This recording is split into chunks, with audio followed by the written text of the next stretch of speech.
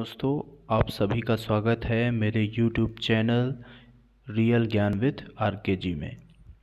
दोस्तों, आज के इस लेक्चर में मैं धर्मवीर भारती जी के द्वारा रचित गीति नाट्य अंधा युग के बारे में आपको बताऊंगा।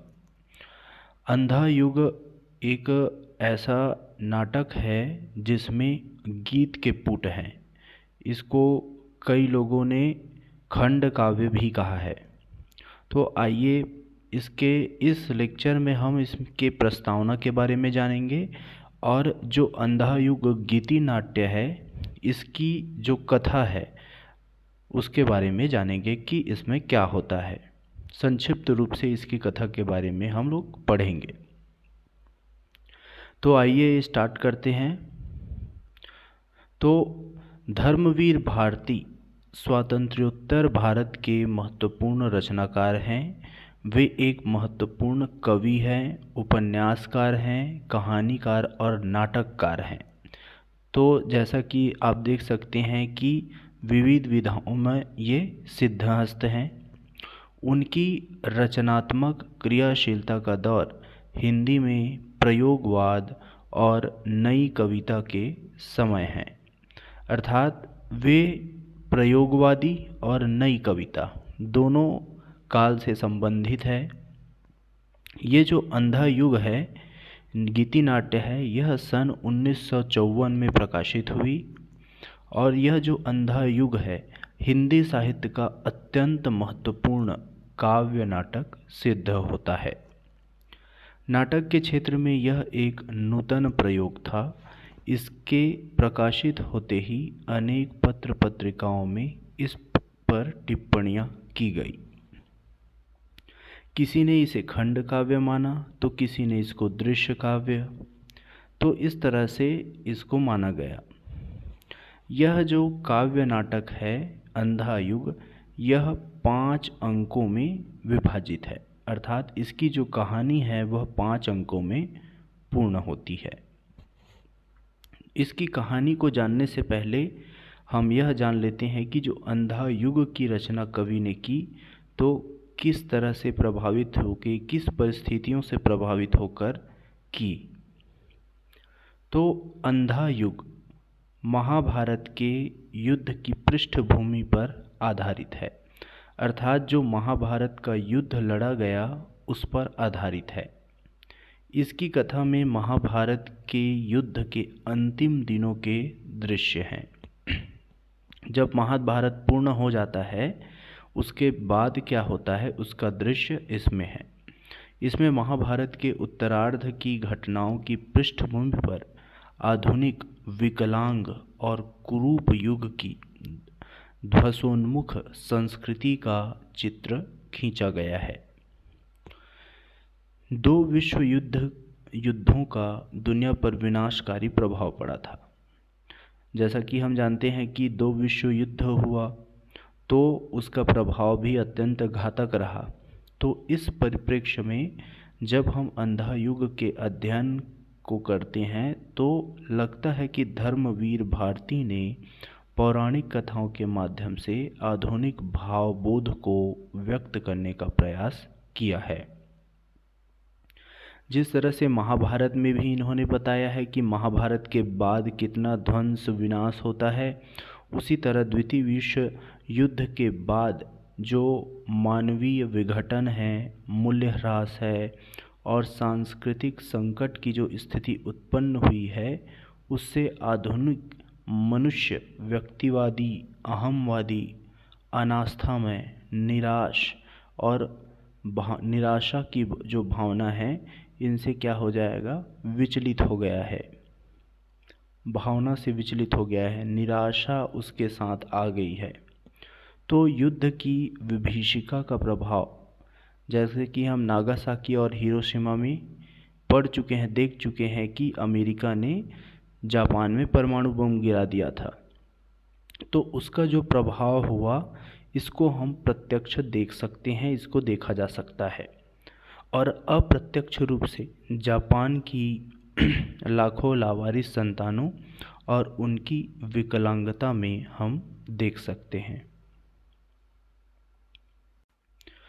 तो अंधा युग में महाभारत काल की पृष्ठभूमि को लेकर युद्ध से उत्पन्न विकृतियों, विसंगतियों, छलना, संत्रास, घुटन, अंधेपन को जिस प्रकार द्वितीय विश्व युद्ध से उत्पन्न आधुनिक यंत्रणा से जोड़ा गया है और मनुष्य के अकेलेपन, उसके टूटते बिखरने की गाथा और सांकेतिक ढंग से बहुत ही गहरी आंतरिक यातना के प्रसंग में उभारा गया है।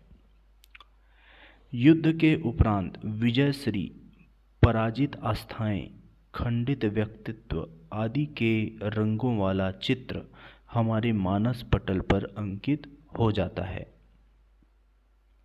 ये जो काव्य नाटक है, इसमें अनेक बार इसका सफल मंचन हो चुका है। तीव्र अनुभूतियों की सघन संवेदना पाठक या दर्शक में सारे युद्ध का साक्षात्कार आ जाती है। देखते ही देखते एक पूरा युग हमारे सामने से गुजर जाता है। नाटकीय संवेदना, कार्य व्यापार की उत्तेजना और चिंतन की सूक्ष्मता घनीभूत हो उठती है। अपनी प्रस्तुति में यह किसी एक व्यक्ति, देश या काल का न रहकर व्यापकता में किसी भी उस युग, देश और व्यक्ति से संबद्ध हो जाती है जिसने युद्ध का तत्कालीन संकट भोगा हो। संवेदना की व्यापकता में कथा पात्र भिंड लगने लगते हैं और समग्र प्रभाव की क्षमता में कुछ ऐसे चिरंतन प्रश्न उभरते हैं जिसे युद्धकालीन और युद्ध उपरांत की सभ्यता और संस्कृति भोगती है। तो जो ये गीति नाट्य है अंधा युग, उसमें महाभारत के माध्यम से जितने भी युद्ध हुए और जिनका प्रभाव पड़ा उनको हम देख सकते हैं। वो जिसने युद्ध की दुष्प्रभावों को झेला है, इस नाटक के माध्यम से इसको पढ़कर, इसको देखकर वे वो जो भोगे हैं उन दुखों को हम समझ सकते हैं कि उसने क्या क्या भोगा है। तो एक कविता के रूप में हम देखते हैं कि यह रक्तपात अब कब समाप्त होना है, यह अजब युद्ध है, नहीं किसी की भी जय, दोनों पक्षों को खोना ही खोना है। तो धर्मवीर भारती जी ने इस तरह कि जो जीतता है वह भी खोता है और जो हारता है वह भी खोता है, इन अर्थों के साथ युद्ध को इसने क्या बताया है, रक्तपात बताया है और किसी की भी जय इसमें नहीं होती। दोनों पक्ष, जो हारने वाले पक्ष हैं और जीतने वाले पक्ष हैं, दोनों ही इसमें खोते हैं। इस तरह से इस कविता के माध्यम से इसने कहा है। अब हम आते हैं अंधा युग की कथा वस्तु में। तो अंधा युग की कथा वस्तु महाभारत के 18वें दिन के युद्ध और उनके परिणाम से संबंध है। यह कथा वस्तु निम्नलिखित शीर्षकों तथा अंकों में विभाजित की गई है। जैसा कि हमने आपको बताया कि यह जो अंधा युग है वह 5 अंकों में समाप्त होती है। पहला, दूसरा, तीसरा, चौथा और 5वां, ये 5 अंक इसके मुख्य हैं। अन्य शीर्षक के रूप में हम इसको देख सकते हैं तो टोटल 8 सोपानों में हम देख सकते हैं इसको। पहला है स्थापना। तो स्थापना की जाती है इसमें कि जो युग है वो कैसे अंधा युग है, इसकी स्थापना की जाती है। दूसरे में हम देखते हैं कि जो इसका पहला अंक चालू होता है वह कहाँ से होता है, कौरव नगरी से होता है। फिर दूसरे अंक में हम देखेंगे इसमें प्रभु का उदय शीर्षक लिया गया है। तीसरा अंक है, इसका शीर्षक है अश्वत्थामा का अर्धसत्य। फिर अंतराल में हम देखते हैं कि पंख, पहिए और पट्टियाँ। छठवां भाग में हम देखते हैं जो कि चौथा अंक है, गांधारी का शाप, यह शीर्षक दिया गया है। पांचवें अंक में देखते हैं कि विजय एक क्रमिक आत्महत्या, इस शीर्षक से लिया गया है, इसका शीर्षक इसको दिया गया है। और आठवां हम देखते हैं समापन। समापन किसके साथ होता है? प्रभु की मृत्यु, अर्थात श्री कृष्ण की मृत्यु के साथ ही समापन होता है। तो इस तरह से हम लोग अब डिटेल में देखेंगे। पहला आते हैं स्थापना। तो स्थापना के अंतर्गत नाटककार ने मंगलाचरण, उद्घोषणा और अपनी कीर्ति के वर्ण विषय का उल्लेख किया है। उद्घोषणा में उसने बताया है कि प्रस्तुत कृति का वर्ण विषय विष्णु पुराण से लिया गया है। कहाँ से लिया गया इसको? विष्णु पुराण से, जिसमें भविष्यवाणी करते हुए लिखा है कि उस भविष्य में सब लोग तथा उनके धर्म अर्थ ह्रासोन्मुख होंगे और धीरे धीरे सारी धरती का क्षय हो जाएगा। जिसकी सत्ता होगी वही पूजनीय माना जाएगा, जिसका चेहरा नकली होगा उसे महत्व मिलेगा, और राज शक्तियाँ जो पहले थी वैसी न रहकर लोलुप हो जाएंगी, जिनसे पीड़ित होकर जनता गहन गुफाओं में छिपकर अपने दिन काटेगी। तो इस तरह से उन्होंने जो युग है वह कैसे अंधा हो जाता है, किस तरह से दुर्दशा हो जाती है, इसके बारे में बताया है। यह जो अंधा युग कृति है, इसके वर्ण विषय का उल्लेख करते हुए नाटककार ने लिखा है कि महाभारत युद्ध के पश्चात यह अंधा युग अवतरित हुआ था, जिसमें सारी स्थितियां, मनोवृत्तियों और आत्माएं विकृत हो चुकी थी और एक बहुत पतली डोरी मर्यादा की शेष रह गई थी, जिसे केवल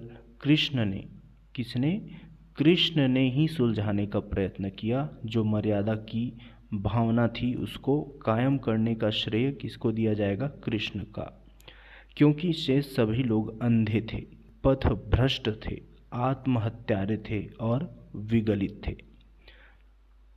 प्रस्तुत कृति में उन्हीं अंधा गुफाओं का जो वासी है उनकी जो व्यथा है उसको व्यक्त की गई है, और यह कथा अंधों के माध्यम से ज्योति की है कि जो अंधा है वह कैसे ज्योति तक पहुंच सकता है, इसको इसमें दिखाया गया है। इसके बाद हम आते हैं नाटक के पहले अंक में। जैसा कि मैंने कहा कि जो अंधा युग है वह गीति नाट्य है, अर्थात गीत के माध्यम से यह जो नाटक है वह रचा गया है। तो पहले अंक में हम देखते हैं कि इस अंक के प्रारंभ में कथा गायन में नाटक करने की इस अंक में वर्णित कथा की पृष्ठभूमि का उल्लेख किया गया है। उसने बताया है कि मर्यादा टुकड़े टुकड़े होकर बिखर चुकी थी, जिसके लिए कौरव और पांडव ये दोनों पक्ष जिम्मेदार हैं। जो महाभारत युद्ध हो रहा है उसके बारे में कहते हैं कि न जाने यह युद्ध कब समाप्त होगा, जिसमें खून की भयंकर नदियां बह रही है। चाहे जिस पक्ष की जीत हो, किंतु हानि तो दोनों ही पक्षों की ही होगी। इस युग का सिंहासन अंधों से शोभित था, जिनमें भय का अंधापन था, ममता का अंधापन था और अधिकारों का अंधापन था। इन सभी जो अंधापन है इसके कारण ही इस युग को अंधा युग बोला गया है। तो इसी अंधेपन की विजय हुई और जो कुछ शुभ तथा कोमल था वह हार गया। महाभारत के युद्ध के अंतिम दिन की संध्या है। अब कहानी को बताया जा रहा है कि वह कहाँ से आरंभ होता है? संध्या। महाभारत के युद्ध के अंतिम दिन की संध्या है। चारों ओर घोर उदासी छाई हुई है। और कौरवों के महल का पहरा देते हुए 2 बूढ़े प्रहरी घूम रहे हैं तथा आपस में वे बातें कर रहे हैं। इन प्रहरियों की बातों का सारांश यह है कि हम कौरवों के उन महलों का पहरा दे रहे हैं जिनमें पहले कभी रत्न जड़ित फर्शों पर कौरव बहुएं मंथर गति से सुरक्षित पवन तरंगे की तरह चलती रहती थी। यह बात वे जो बूढ़े प्रहरी है वे एक दूसरे को बोल रहे हैं, किंतु आज वह विधवा बनी हुई है क्योंकि उनके पति 17 दिनों के जो लोक संघर्ष हुआ, जो संग्राम हुआ, उसमें वीर गति को प्राप्त हो गए हैं। ये बोला जा रहा है। वे आगे कहते हैं कि इन महलों में सूनापन है, इन महलों में सूनापन है, या उस बूढ़े और अंधे राजा की संस्कृति है जो गलित अंगों वाली वेश्या की तरह अन्य प्रजाजनों को भी रोगी बनाती है और जिसने हमारी मेहनत को, हमारी आस्था को, हमारी साहस और श्रम को निरर्थक बना दिया है। तो वे जो इस लड़ाई का मूल कारण है वो धृतराष्ट्र को बोल रहे हैं। उसी समय उन दोनों प्रहरियों को उन गिद्धों के पंखों की ध्वनि सुनाई देती है जो भारी समूह में कुरुक्षेत्र की ओर जा रहे हैं। तो पहले प्रहरी को यह भयानक अपशकुन सा प्रतीत होता है। तभी विदुर आते हैं और प्रहरियों से यह कहते हुए कि वह इस अपशकुन की खबर धृतराष्ट्र तक पहुंचाएंगे चले जाते हैं। विदुर ने धृतराष्ट्र के पास जाकर देखा कि वह बड़ी आतुरता से संजय की प्रतीक्षा कर रहे हैं जो अभी तक युद्ध का समाचार नहीं लाया था। विदुर ने धृतराष्ट्र से कहा कि मेरे जीवन में आज पहली बार आशंका व्याप्त हुई है। इस आशंका को जन्म देने वाली वह मर्यादा है जो तोड़ दी गई है। धृतराष्ट्र यह सुनकर अपनी असमर्थता प्रकट करते हुए कहते हैं कि जन्मांध होने के कारण मैं तो उस वस्तु स्थिति को ग्रहण नहीं कर पाया था, किंतु विदुर उसके कथन की उपेक्षा करके महाभारत के लिए उसे ही अर्थात धृतराष्ट्र को ही उत्तरदायी ठहराते हैं। यह सुनकर धृतराष्ट्र अपना अपराध कुछ सीमा तक स्वीकार कर लेते हैं।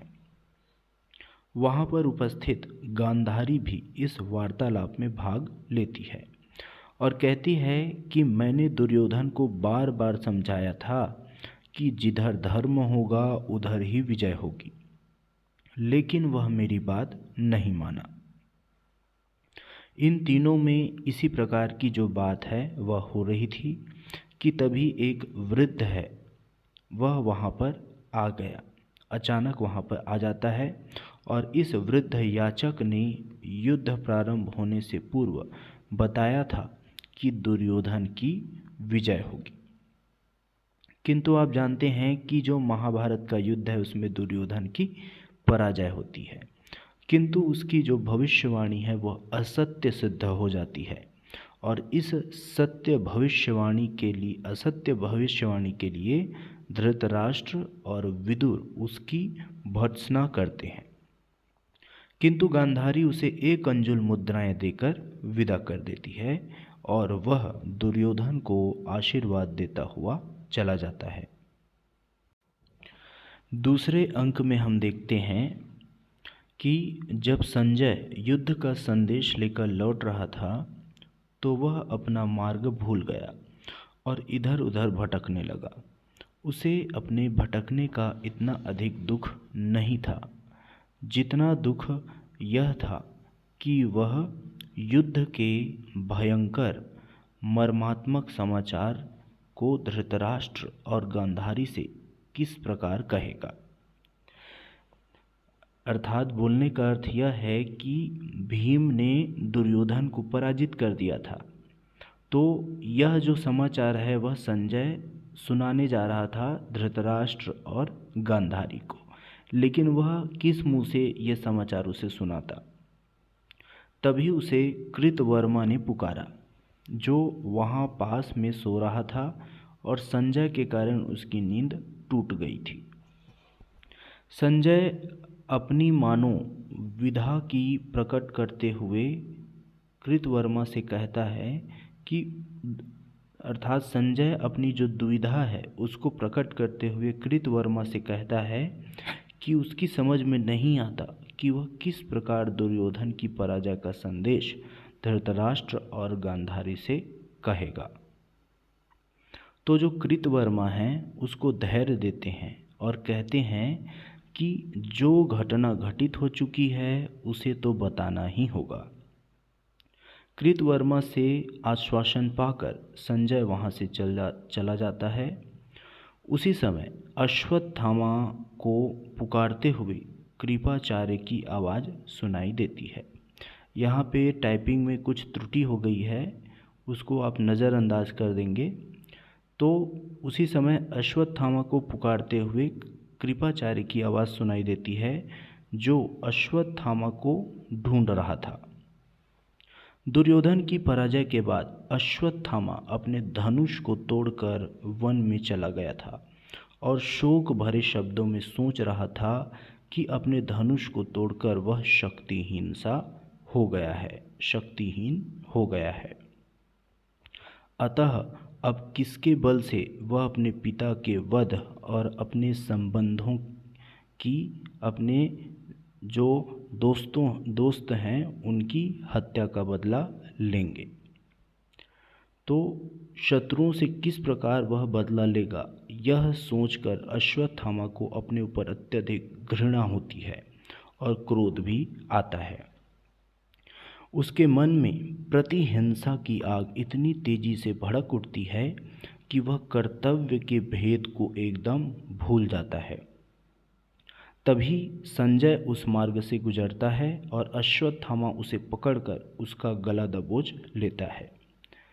संजय का गला दबोच लेता है अश्वत्थामा। यदि ठीक समय पर कृतवर्मा और कृपाचार्य ने आकर उसकी रक्षा न की होती तो अश्वत्थामा उसकी हत्या कर देता। तो इस तरह से उन्होंने बचा लिया। वास्तव में जो अश्वत्थामा था वह प्रतिहिंसा की भावना से इतना भर जाता है कि उसी मार्ग से लौटते हुए वृद्ध याचक का वध कर देता है। अश्वत्थामा की इस स्थिति को देखकर कृपाचार्य उसे सोने के लिए विवश कर देते हैं ताकि उसे विश्राम मिले और उसके मन पर जो पड़ा हुआ अज्ञान है वह अज्ञान की भावना और प्रतिहिंसा की भावना का जो प्रभाव है वह समाप्त हो जाए। तो दोस्तों इस तरह से मैंने जो अंधा युग गीति नाट्य है उसके सारांश को बताया, लेकिन अभी ये सारांश पूरा नहीं हुआ है। इसको मैं दूसरे वीडियो में लेकर प्रस्तुत करूँगा। तो आपको कैसा लगा बताइएगा, तो मैं निश्चित ही इसका दूसरा अंक लाऊंगा। तो इसी के साथ आप सभी को धन्यवाद।